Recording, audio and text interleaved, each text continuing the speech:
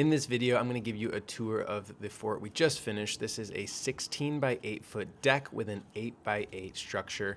We have a rocket slide in the front with a bucket and pulley over here on the side.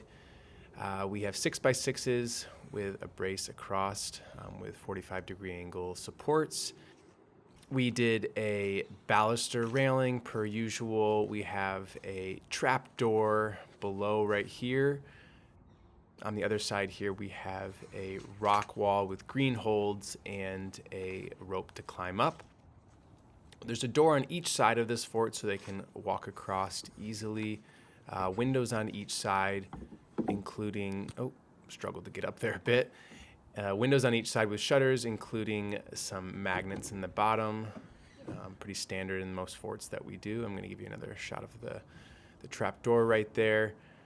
I'll go inside here. First, I'll show you how this locks. Have all the windows open for you to kind of show you how bright it can be in here.